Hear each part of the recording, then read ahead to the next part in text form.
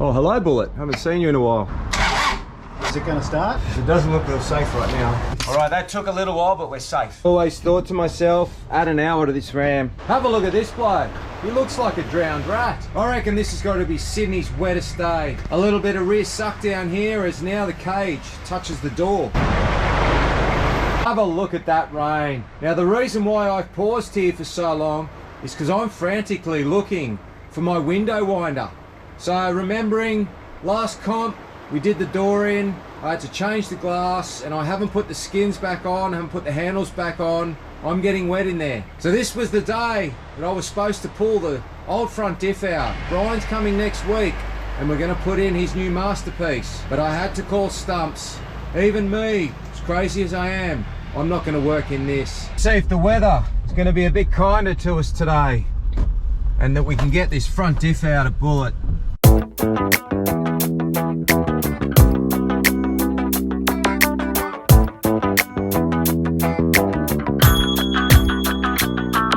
Driver's side knuckle off. So this is going home with Brian, and he's going to graft on a new end from one of the spare housings that he's got. Then who knows? Maybe the braced front diff with the high steer can go in the dual cab. Now, speaking of the dual cab, apologies to all the LM106 lovers. You guys were expecting a video from me removing that bottom leaf out of the rear pack and a test to see how much more flex we get with those Takiko shocks off the 79. But an unexpected trip came up a while back, and I needed that leaf in there still to carry some weight. I'll actually have some footage of this trip in an upcoming episode. And I promised myself I was going to fix this knock or squeak or whatever noise it was. And having had so many of these trucks, it's always either in the door hinge or the keeper of the door. So you can see here the wear mark on the keeper.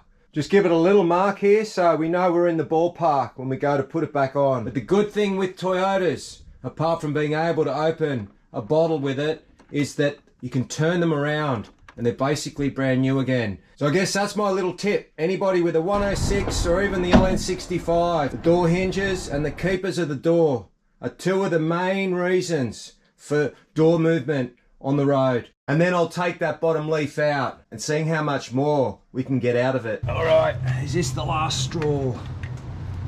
The last turn of the jack.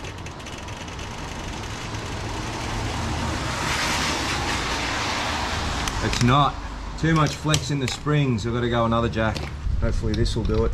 And this rain in Sydney should have stayed up north. Come on.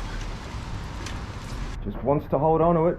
Will we get separation? Come on, Bullet, stop fighting. You're fighting.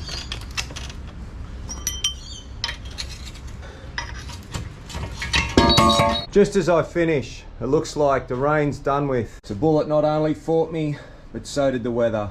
But the job's been done. Dismantled, waiting for the new housing. So back at Brian's, he's loading up the knuckles. Have a look at that, like a glove. And have a look, even his paint shop looks quite colourful. Now, it wasn't the night before Christmas, but not that far off. I couldn't sleep. Yes, that's 1:30 AM. The mind was ticking by. I was counting down the minutes. Here they are. Right on time. Let the day begin. What are you guys doing here? Do you know it's 6 o'clock in the morning? I heard we were going to the beach. Going to the beach. Yeah. Morning, Jacob. Morning. So we quickly unloaded the 80, all the gear and tools, just before the 7 o'clock start work buzzer sounds. So no more spring relocator. See where he's drilled the hole to suit where we wanted it. Very good. And then we lose the 10 mil, which we had as a locating plate. And then we'll roll over less. Genius. For less. Genius. But it's only 7:04 and the housing's already in. Job done, let's go. Look at that for a concept. The U-bolt, bottom of the U-bolt, miles from the ground. You need to slide that spring plate back about 7 or 8 millimeters, buddy. Okay, U-bolts are in. Yeah, we're trying to make it safe. It doesn't look real safe right now. For a sufficiently small value of safe. If you work for safe work, just look away. Is that happy there? Yep.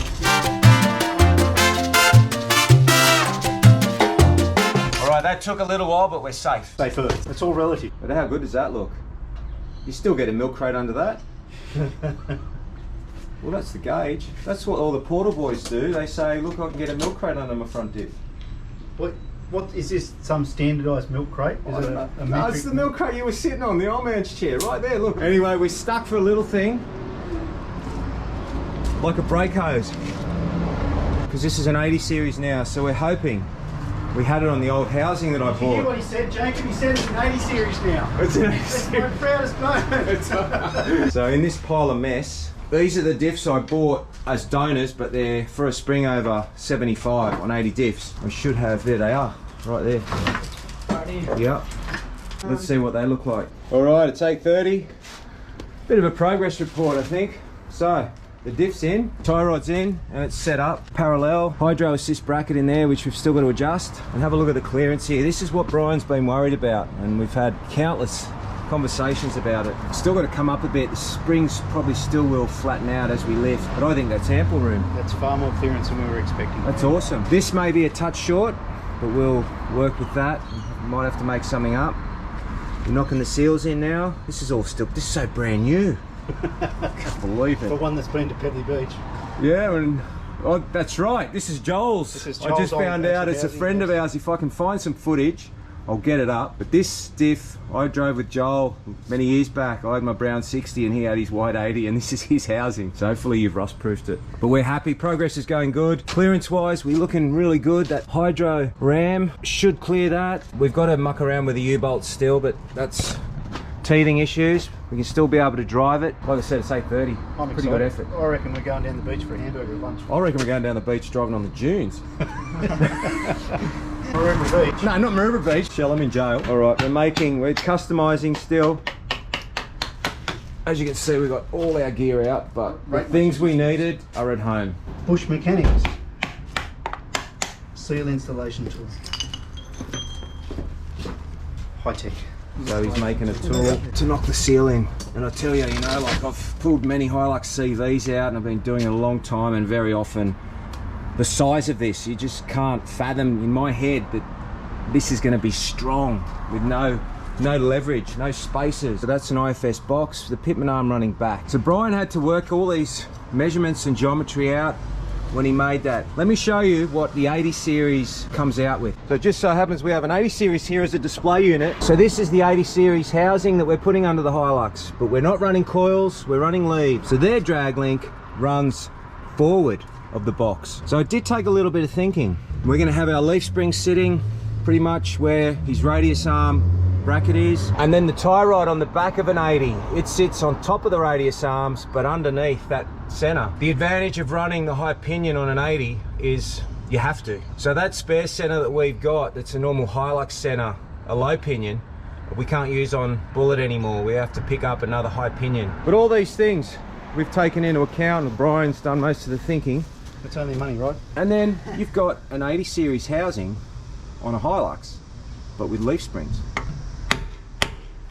Isn't that tie rod in the way of me putting that center in? Teething problems. It's Teething right. problems. It's not in tight. So. Oh, okay, cool. Another thing, anyway, we're not pulling that center out ever again anyway. That's it, it's bulletproof. They've taken the tie rod off for me. I don't know why he's wrapped this up. I reckon there's a present in here. It's like something you've never seen before. Oh my goodness. Cleanliness. This couldn't have gone in salt water too deep. Or did you clean it all in here? Very nice. Yep, You've done a stud upgrade? Yep, 10mm studs. Okay, so the 80 series comes the same size as Hilux, yeah? Yeah, so that's one of the weak links in the 80 series front end. You find diff leaks all the time if you drive big flex, because those studs just stretch a little bit. And the clearance to this U-bolt is minimal. Pretty sure we'll get in. It'll go, no, definitely it'll go in. Yep. When we put the bigger ones in, I've got to be careful. So actually I sized that with the diff in the housing, Okay. so the big ones should go no trouble at all. So we put the biggest studs. These are 100 series front axle, and I've got the job of putting it in. They used to put banana peels in here to keep them quiet, right? I miss the 80s. Well, my cousin's putting a Hilux diff in a Mazda Ute. So they're still around those 80 moments. I don't have to put a magnet in this to get all the stuff out of it. Drilled the holes bigger, but he's also made sure that this center was fine. It was all good. Never been off-road. That's it. Oh. Beautiful. Oh, new washers. So these are a 14mm nut now, aren't they? Yep. Just start swapping tools out in my backpack now when I go on my little missions. Funny with the kids' motorbikes now, I need a spark plug tool and I need 8 and 10 mil spanners to get to the spark plug. What was that first thing you said? Spark plug. What? I'm not going to want to wheel this thing. We'll have to go on a nice sunny day when there's no mud. I washed all 3 bikes yesterday to go out on the weekend and get them dirty. Go figure. So the center's in. We're just going to blow the line out. Make sure nothing got caught in there. Yeah, it's been sitting out for a while in the rain. Always a good idea. Jacob's having a bit of a struggle. So one of the nuts is very close. Let's have a look. See there with the bigger stud, bigger nut, very close to the housing. It goes on. Well done. At the end. Right, the line's hooked up. We'll make sure there's now no leaks. So he had this diff apart. We wanted him to check it all. After the 2 events we did, he said it was fine. So we'll bolt that front tail shaft on. Pack some grease in this CV before we slip it in. Maybe take the leaf off there. Uncle Denny likes leaf springs, but not leaves in his CVs. Just jam it in there until no more grease will go in there. So we're not going overboard with the grease, just enough to make sure the knuckle bearings stay lubricated. All right, 9:32. We've decided to work through Smoko and progress. Wait a second, I'm going to call my union. What's going on? Work through Smoko? Are you insane? CVs are in, tie rod's back on. I'm about to put liquid gold in the front diff, the 80-140. He pre-packed the bearings already, the wheel bearings. I think we'll be driving this shortly. What are we going to do? What could possibly go wrong in no jokes aside? So we've got to bleed up the power steer fluid. We're going to get the ram on. Yep. And the brakes. So the brakes and the ram might be the little punish. But other than that, it's going good, isn't it? We are going good. Front tail shaft's back on. Got a bit of grease in that too. And oh yeah, shocks, we'll get the shocks in. We want it as finished as possible to drive around the block. Number plate on, yep, it's on there. And remember the golden rule, buddy. We work as a team and we do it my way. The 80-140. It's a little bit overkill, Brian, but why do we run such a good oil? Because you're cramming a lot of torque through that diff. There's a lot of punishment going on there and you don't drive fast, so the oil heating up's not an issue. The next best thing to filling it with grease is the thickest oil you can get your hands on. And thanks again to Penrite. Just letting the excess run out until it's level with the top of the filler plug. And no backing plate, Brian. It's a comp truck. We want to be able to get to that other side. You want to be able to hose the mud out. I mean, you're not going to go in mud every day. No. How good is a pre-packed bearing with the back seal in? So where we are now, we're 100 mil further out than we were before. It's amazing. The brake disc is in line with the slider. Yeah, but it's like no Tony Shire's hub spacer. That's 42 mil. Nothing. And then no 60 mil wheel spacer. That's 100 mil. It's over 100 mil. Yeah, no IFS. No IFS hub. How's Jacob going? Oh, he's fine. He's mild ahead. Look at this. It's a race. Oh, I left my 54 mil socket at home. I'll give you a big screwdriver. Oh, he's got one. I saw that coming a mile away. The discs are on. We're using the trail gear dry flanges. So the dry flange is unmodified. Yep. So it's still got the tapered hole in there, yep. but the bottom of the hole is 3/8. Yep. And they'll be a million times stronger than the 8 mil studs. And I've been busy under there fitting off this ram, and then I thought I might have a go at putting the hoses on. Now the problem we got is the ram we had earlier was at the front of the diff. So basically now this is back to front or mirror reverse. So the short hose needs to go to the furthest away point. So do we have a problem, boys? Cutters? Enough hose? Snip. Because to get this steerbox out is an absolute nightmare. I always thought to myself, add an hour to this ram, but have a look at it. Superb. Plenty of clearance. Oh, hello, Bullet. Haven't seen you in a while. I need my old man's milk crate. Oh, what a nightmare. So they come from the front of the box. Remember what a nightmare it was? They come from where I can't even remember where they come from. You got to remember which one's which. All right, looks like I'm not needed here. That one will have to go there. Ooh. You got to allow for the massive amount of flex this truck's going to have now. No, because we can't get to the box. Yeah, we can. It's a nightmare. Come on. Yeah. It comes out every now and then. It's not good for this job? Not for this job. I think we'll save it for a special purpose. Is this that teamwork moment you were talking of earlier?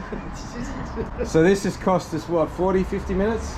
Yeah, I think just trying to get these hoses ready cost us an hour. Oh, but we're getting there. We'll have plenty of length, so they're good to go. We'll be able to use them. And it's the P26 brake and parts cleaner from Penrite. We've rerouted those hydraulic hoses, but we need to identify them for left and right because we've crossed them over a couple of times. So we're just going to start it up and operate the steering, and hopefully we'll see which one's got the pressure in it, and apply a bit of logic to that to see which one should go on which side of the cylinder. Is it going to start?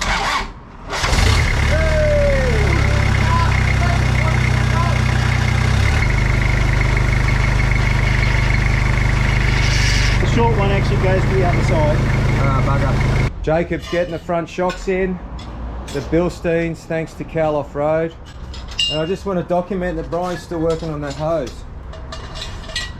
And what I've been doing, it's not that I've been walking around doing nothing. I've got one of the hydro lines in, and it started. How good was it here at start? I saw 10.7 volts on the voltmeter. I thought this isn't going to start. You still on that hose? What do you mean the steering box is coming out? It's not coming out. Ah, We're just going to roll it. we're going to roll it. So the reason for all this is, hang on, you're right at the end, is to change the direction that the hose is coming off the box to give us a bit more happiness at the other end. Victory, right? Yes. Look how tight that back hose Super was. tight. Or front hose, I should say. Just got to nip that fitting up. So happy days. Have a look at that. Goes across, and he's putting the wrap on it. Goes across, and there's plenty of slack in those. So brakes and wheels. All right, another update. It's about 1 o'clock. We're bleeding the power steer, and Brian's doing the last bit on the brakes. So young Jacob's in there with the motor off. We're just trying to, you can see all those bubbles. Final countdown, bleeding the brakes. So with air in the system, the piston's not pushing it, so that's why there's that gap between the pad and the disc. Another thing too, look how thick those discs are. Way bigger than a Hilux. Okay, a couple more pumps, buddy. So we should see that close up there. Look at that. Nice. It's still going all the way to the floor though, right? Jacob? No, it's not. You own one of these cars, what do you think? Pretty good. Comfortable? Yeah, comfortable. It's back together, and Jacob won the prize, a first drive. That's not touching anything. Yeah, and that's right lock and still not touching. Remember how big a mess it was? How does he make space? Brian and I go back a long, long way, and Team Bullet wouldn't be Team Bullet without you, mate. Jacob, thanks heaps for today. You're growing up good. As always, thanks for watching.